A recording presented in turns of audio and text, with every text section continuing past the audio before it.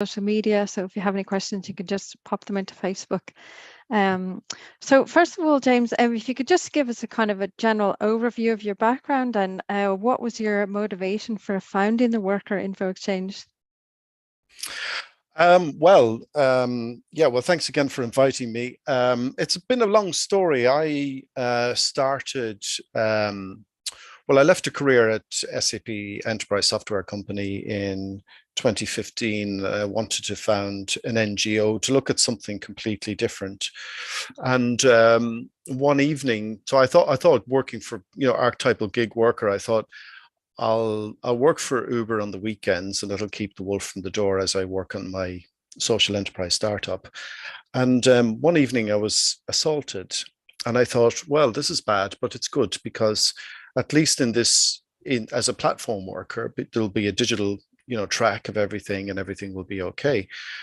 And I reported it to the police, and it took, in the end, it took Uber 10 weeks to cooperate with the Metropolitan Police in London. They were sort of demanding subpoenas and this, that, and the other. And I couldn't really understand why they were not cooperating. And I wanted to explore it a little bit and understand where the duty of care lay. And I was like everybody else, I just click, accept, when you download an app and didn't read the terms and conditions.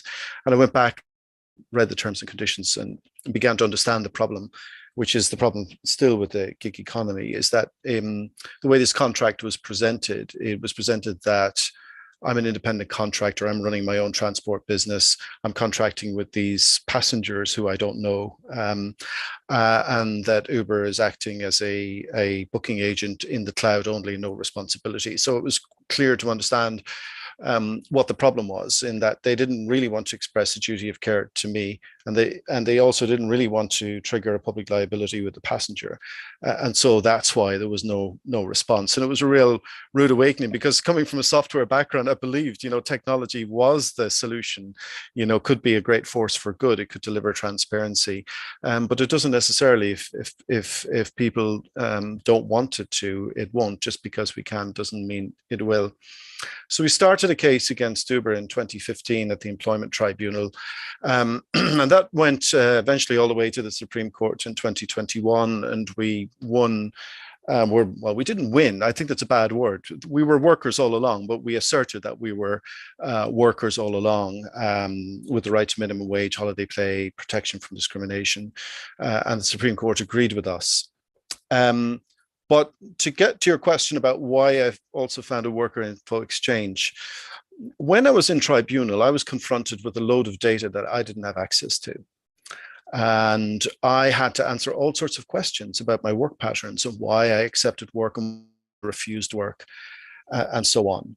And what it came down to was a little piece of data that was used against me, which was like, Uber was saying, look, you're canceling a lot of work. You're not accepting a lot of work, you're canceling a lot of work. Now, if you're going to cancel work, if you're going to sit at home, sit in the bath, cancel work all day and all night, which, maybe you can do, that's fine. But why should we pay you minimum wage? You could just sit at home in bed and cancel work all day. And I had to reach around and look at the data that I didn't have, but also looked at some other things in the bundle.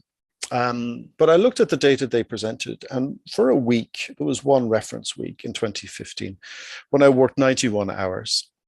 And I was doing about 50% of the work that was offered to me. And this was the argument at tribunal. But I found another document, and it said, well, okay, I refused about 50%. And can complete about 50% of the work that I was offered. But I was working at a rate of 1.59 jobs per hour.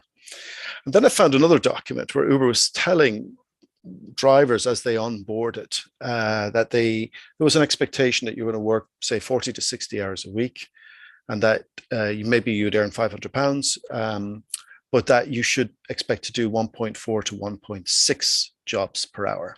So in other words, I was at the upper end of productivity at 91 hours that Uber expected for drivers working 40 to 60 hours. And yet they were telling the tribunal, look at this guy, he's refusing all the work, we shouldn't give him minimum wage. They repeated that story to the Business, Energy and Industrial Strategy Select Committee Inquiry into the Future World of Work. They left my name out of it, but everything else was me. The 91 hours, the refusal of work. But what Uber was telling a story about the work that I wasn't doing.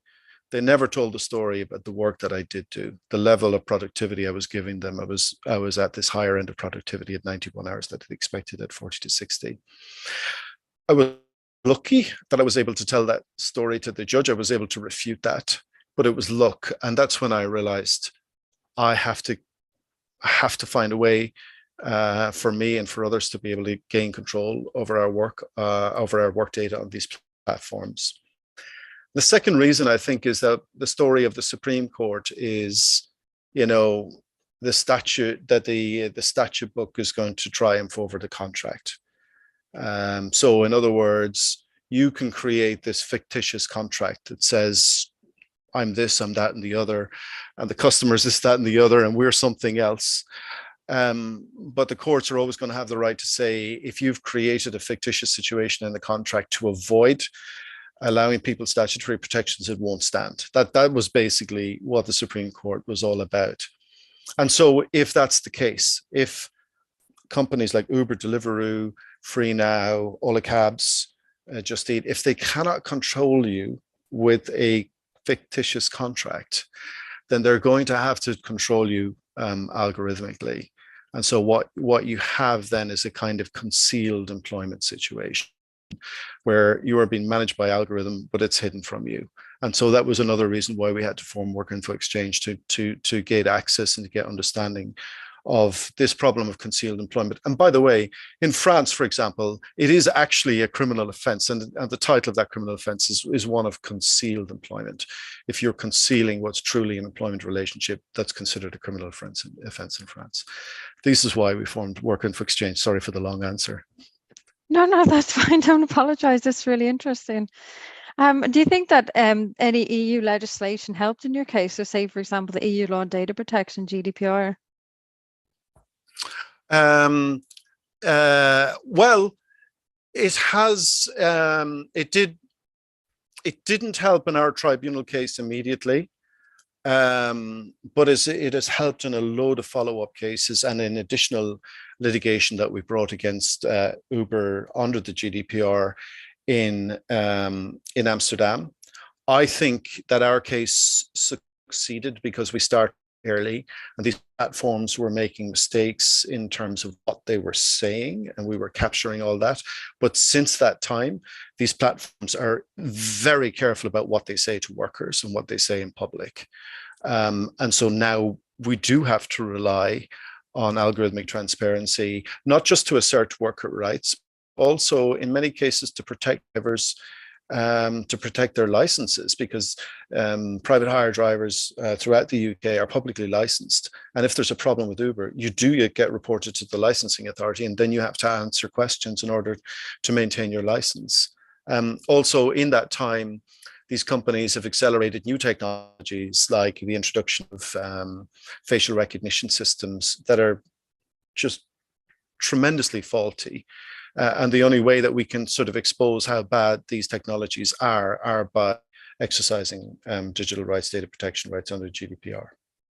Mm-hmm. And what kind of decisions are being made with algorithms, about workers? Like, how does it affect workers? Well, I would say the earliest really crucial sort of battles we've had was in 2020 or 2019, when Uber lost their license for the second time in London. We found out that the day before Uber faced that decision from Transport for London, they went to Transport for London and said, look, we'll introduce facial recognition and real-time identification checking systems, surveillance and security systems integrated with facial recognition. And TfL said to them, well, you're too late. We're going to revoke the license tomorrow, but do it anyway. And by the time you get to the appeal in the magistrates court, you'll have rolled it out. So Uber rushed to roll this thing out through 2020 and then got to the magistrates court in June and said, look, we finished the rollout of this thing. But unfortunately for them, what we've learned about that system is it's a system provided by Microsoft Face API. And even Microsoft don't stand behind this technology. Even Microsoft have said that this technology is faulty. In fact, Timnit Gebru, who's now, she was famously left Google a few years ago and now formed her own NGO to challenge algorithmic bias. But she wrote a paper at MIT while she was still at Microsoft about the facial recognition systems of Microsoft, Amazon, and I believe IBM. And she found that Microsoft's own technology, while she was a researcher there, was only 97% accurate overall. But for people of color, that fell down to something like 92%, and for women of color, 80%. So if you apply those statistics against a workforce in London, which is 94% BAME, and 100,000 minicab drivers, you're going to have about 8,000 drivers a year getting their lives ruined because they fail a facial recognition test. And what Transport for London desperately wanted this technology to work. So what they were doing is, as soon as there was a failure, it was reported to TfL, they were deactivated from Uber, and TfL automatically revoked the license on the grounds of public safety.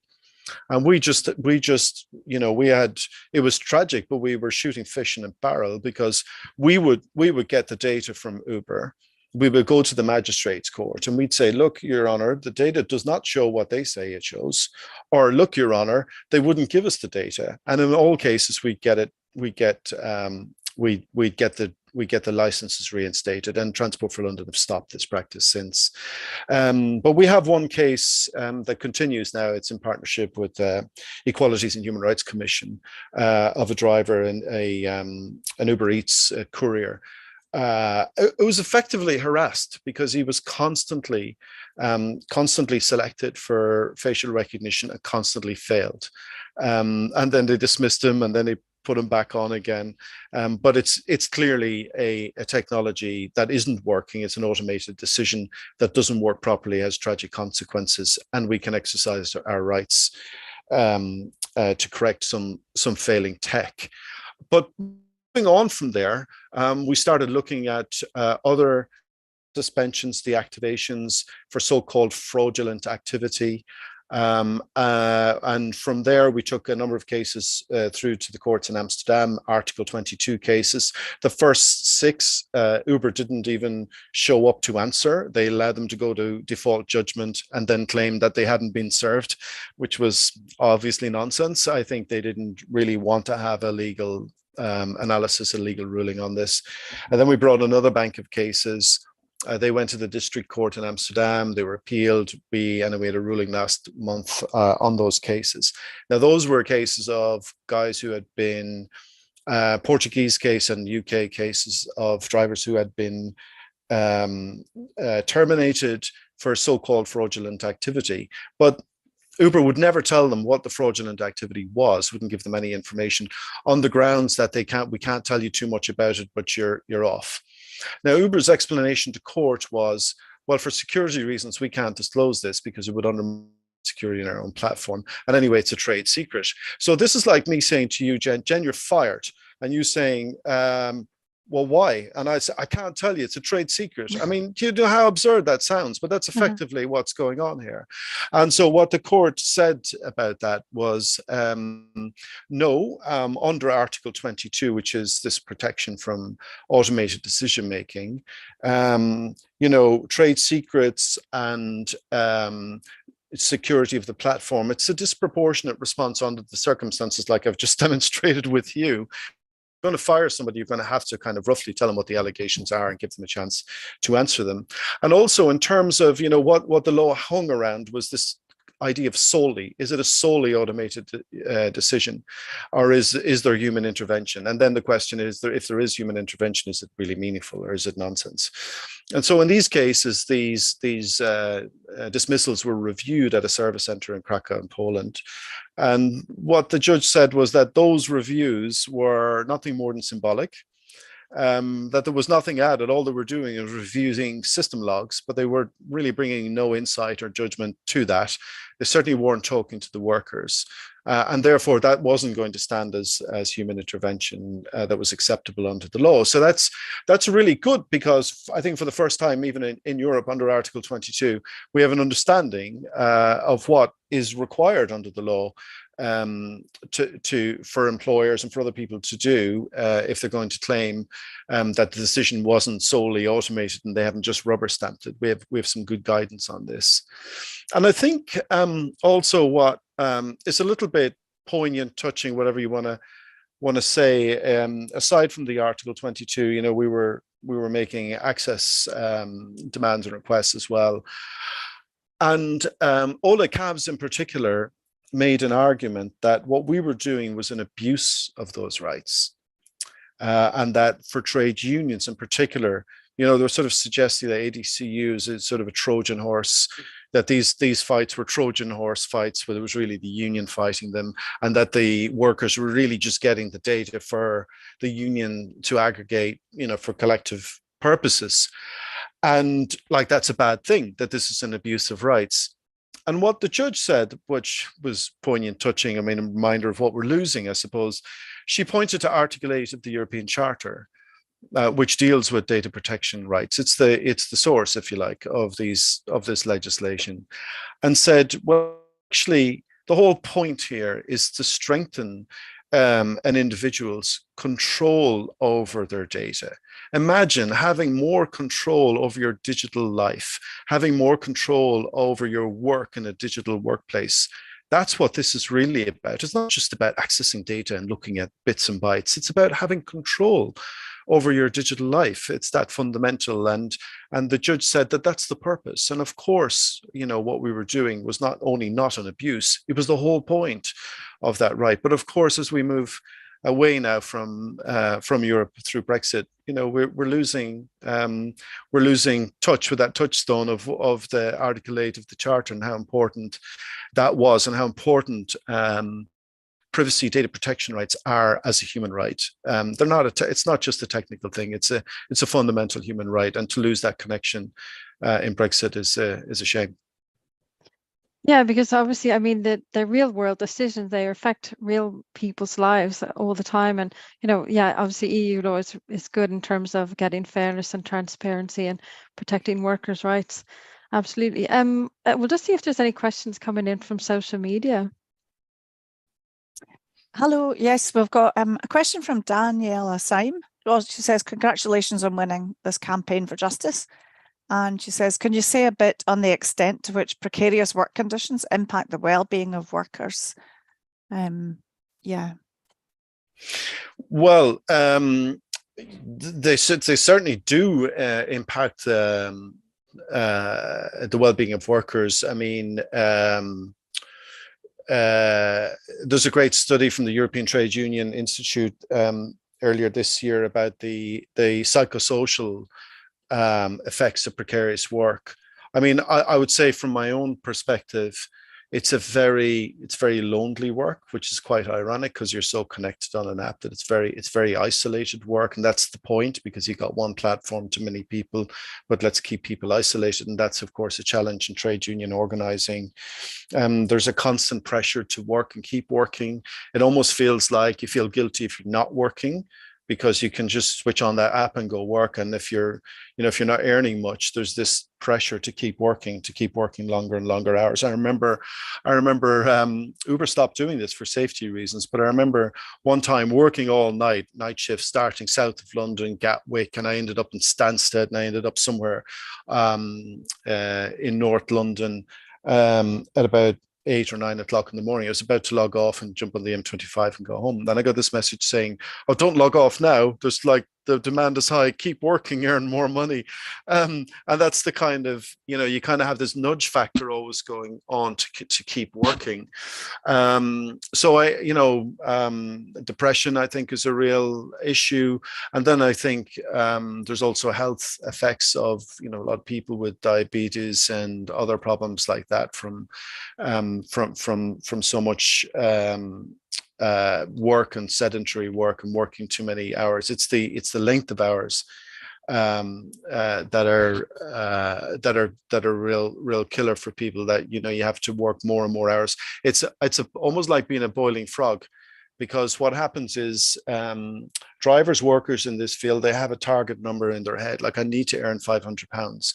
So while the market has been flooded and prices are being and yields are being taken down, the only response you have is to work longer hours. And so you have people that earned £500 in 40 hours last year. It's taken them 60 hours this year, and you just keep doing that. And that has a huge effect on I think on people's mental health. And I think it's something that, if you look at there's a platform work directive that was issued by the European Commission last year. Actually, what year are we in now? 21, December 21, it came out. It's been with the European Parliament all last year, 22, and now this year it's gone to the Council. But it deals with some of these specific issues around the health effects and psychosocial effects of such work, and making sure that the mental health of workers are not put under undue mental pressure to keep working, keep performing. Another example was the Deliveroo, with you've got this sort of timer to delivery, and then if you meet that, you'll get a happy face. If you just miss it, you'll get a medium face. If you're a little late at all, you'll get a frowny face. I mean, it's a kind of a joke in a way, but it has an effect on people over time that is not good. Mm-hmm. Yeah, it's just infantilizing people as well, obviously. But obviously that workers' rights, the worker platform legislation, that won't be ratified in the UK, will it? No, we're going backwards in the UK, because, well, when we started this in 2015, a couple of weeks after Theresa May just happened to come to power, and she stood on the steps of Downing Street and talked about the burning injustices, and one of which was she was going to bring forward an employment bill. She launched the inquiry, the Taylor Review, the Good Work Review. Matthew Taylor did a full year investigation to the gig economy and gave a number of recommendations that should be implemented. Anyway, we thought they didn't go far enough, but anyway, they didn't go anywhere at all. They just sat in Whitehall gaining dust ever since. We haven't had an employment bill at all since that time. And now, we see the government taking a knife to UK GDPR. So a lot of the rights that we're relying on are being taken away. But in the meantime, in Europe, at least, we're building on GDPR, complementing it by bringing these algorithmic rights into employment under the Platform Work Directive, but also going further with the AI Act as well, the Artificial Intelligence Act. So Europe is sort of building intelligent regulation to deal with these huge challenges for society. And by the way, not going far enough that I think is necessary to deal with the problem, but at least it's something. But here in Britain, rather than even deal with the problem, we're not bringing forward employment legislation that's long overdue, and we're cutting away at the important digital rights protections we once had that were on parity with Europe. Yeah, I think we'll come back to that later. I think there's another question then coming in from social media. Yeah. Oh, can I just ask James, that the sort of platform apps you're talking about, and then you've got the things like the tasking apps that are slightly different, where people are maybe a bit more independent and choose. Are they treated as differently? Do you know what I mean? The type of thing where somebody might go and do a commission for a painting or something, or on a tasking app, or do a graphic design or something. Well, look, we're all in the gig economy now, aren't we? One way or another. All our work places are being digitally transformed. I mean, you have the whole rise of contingent labor. If you look at the big consulting firms, they're now talking about contingent labor forces, which is really the white collar gigification of the corporate world. And you're right, of course, there's a whole spectrum of apps dealing with all types of work, like TaskRabbit, I guess you're talking about, all the way up to, say, OnlyFans. But some of the same principles apply. So one of the ways that Platform Work Directive has dealt with this is that the first question is, are you actually a worker? Are you an employee under control? And it is the level of control that the platform exercises over the worker that defines the employment relationship.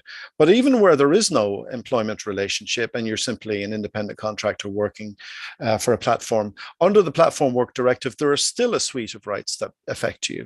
That you should be concerned about. But I will say there's one thing that's kind of interesting, because everybody's fascinated, I suppose, with OnlyFans. While it may actually be Britain's last gift to Europe, was actually it was one of the things that was a spin-off of our case against Uber, was that once we established that we were workers under control, not independent contractors running our own businesses, and that Uber was the principal. Then there was a separate hearing in the High Court, because under transport law, there was a separate argument about this, because drivers are not allowed to accept bookings. And therefore, what were we doing entering into contracts if you're not allowed to accept bookings?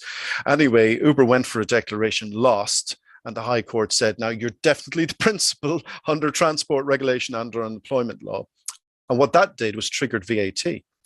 So Uber had to pay the HMRC last November 600 million pounds to make up. It's still probably not enough, but they are definitely the principal. And the principal under the law is responsible for VAT.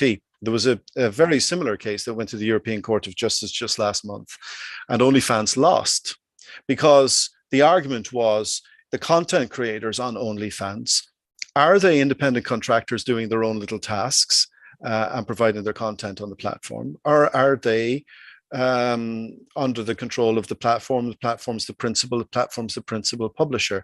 And the European Court of Justice agreed with HMRC that OnlyFans is the principal. They are in control and they must pay VAT. So there's a whole spectrum argument across this field. And even when you're not a worker, you still have the right to digital rights protections. But the thing that's different about the Platform Work Directive is that it starts with a presumption of employment. And it is up to the platform to prove you're not employed, that you are under control. But it starts with a presumption of employment. And that's really important, because people like me, we shouldn't have to go to the Supreme Court. I mean, how do you do that? How do you go to the Supreme Court to win minimum wage and spend millions of pounds on lawyers on the way? It's not real. It's not a real thing. Yeah, that's true. Thanks for that. You mentioned the changes to UK GDPR there, and obviously we've got the retained EU law bill is still under discussion as well, although they seem to be changing their minds quite frequently on that. Can you tell us how those pieces of legislation will affect workers?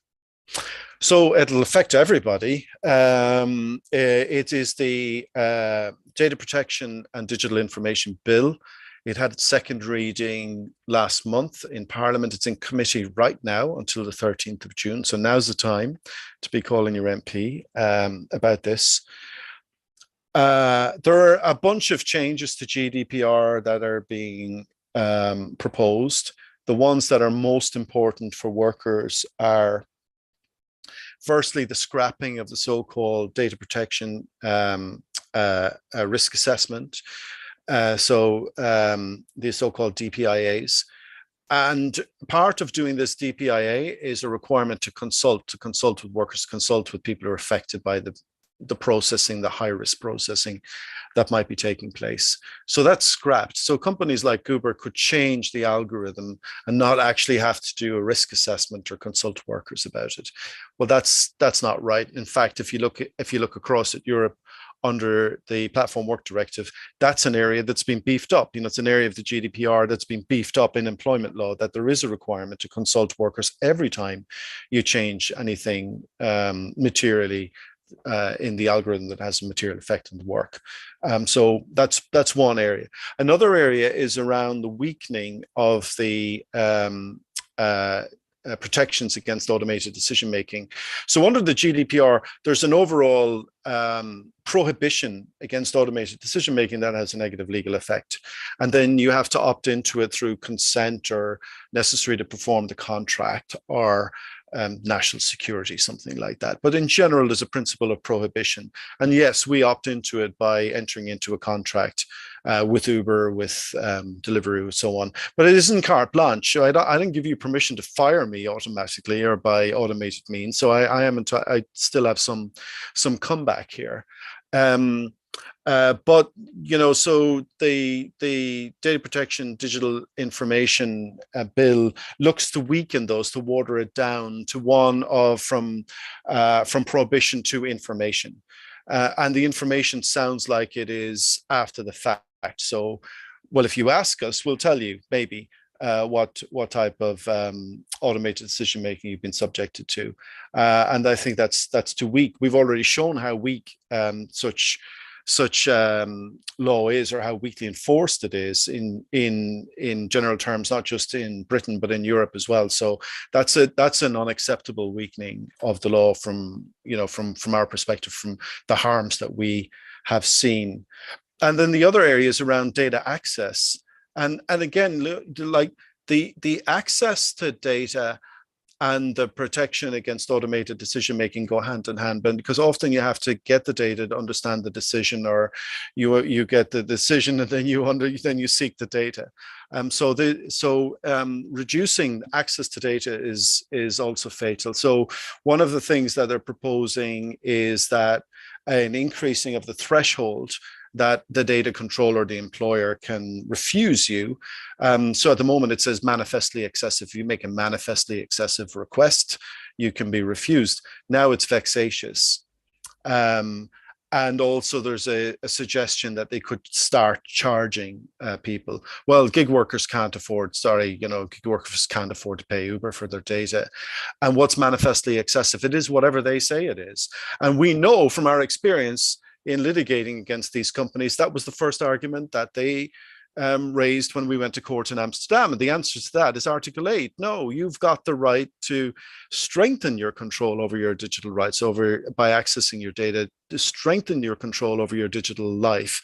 But in Britain, we're going backwards because we're saying you don't have access if we decide it's vexatious. That's moving away from the principles that are in Article 8 to giving you control and autonomy over your digital life. So those are the big areas I think that we're looking at in that bill, is the scrapping of risk assessments, the weakening of protections against automated decision making, and then the raising of the hurdles for people to get access to their personal data.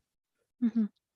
Yeah, that kind of leads on to my next question, is that, do you think in general there's an awareness, like the workers really are aware of their rights under data protection, and like what should they be aware of? Well, the thing is, we all should be, because we're entering, like, I think gig workers in a way are like canaries in the coal mine in a way, and I think it's one of the reasons why people have paid so much attention to the gig economy, because somewhere in the back of our head, we're thinking, we're next, aren't we? Because I mean, that's really what the story of the gig economy is. So we should all be concerned about this. We should all be concerned about, because we're all subjected to automated decision making. We're all subjected to some level of profiling, and how these profiles are then used in automated decisions that affect us and we may not even know. So we all should be desperately concerned about it. But the problem, I think, with this field of data protection, Jen, you know more about this. You've forgotten more about this than I'll ever know. So you should jump in and take over. But I think the thing about data protection is that for a long time, it's been about quite individual rights. This whole right to privacy was a rich person's game. It was what you could do when you had money, and education is to think about how will I protect my my privacy. But for gig workers, it's a slightly different proposition, and we have to think in trade union terms of collective exercise of these rights and collective demands for these rights.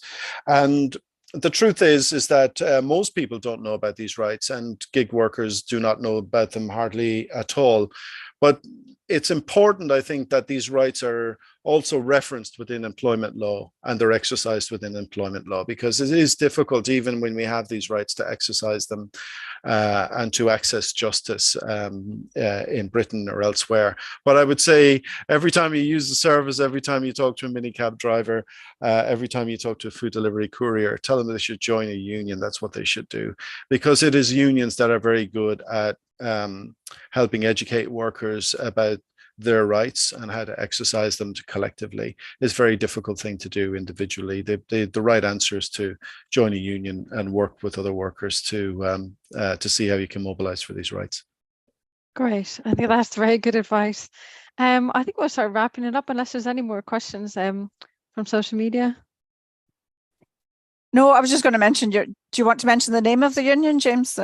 Yeah, so the union is the App Drivers and Couriers Union, ADCU. So that's my evening job. My day job is Worker Info Exchange. And so Worker Info Exchange does some of the research litigation. We've just published a report on Just Eat and automated decision making. I think that's a great report to read on our website, because it shows you the real-time effects of this. Of 11 drivers, some of them were in Scotland, by the way, of drivers who were dismissed. And they were dismissed because the algorithm said that they were paid a small amount of money to wait in a restaurant. So you go to McDonald's for an order, and then the app says, listen, if you wait 10 minutes, there'll be a second order. So let this other food go cold while you're waiting, because we're going to double your order.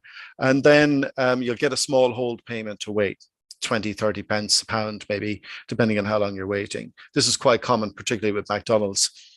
And so what happens is they get shooed out of the restaurant, because you don't want 50 couriers standing around the counter.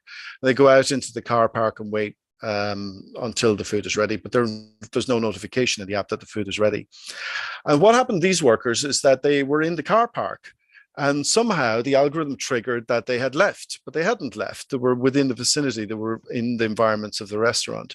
And so all 11 of them were dismissed for an average gain of £1.20, I think is in our report. And they were dismissed for that as fraudulent, being engaged in fraud against Just Eat. But it's a great example of how, technology is used in a crude way, at very sort of, all it is a kind of a dragnet with a threshold that says, if you're X coordinates outside this GPS circle, then we'll say you're gone, and you're still collecting money. That's fraudulent activity. It's an example of how crude these things are, and also an example of how impossible it is to talk to these companies to even explain that that's not what you did.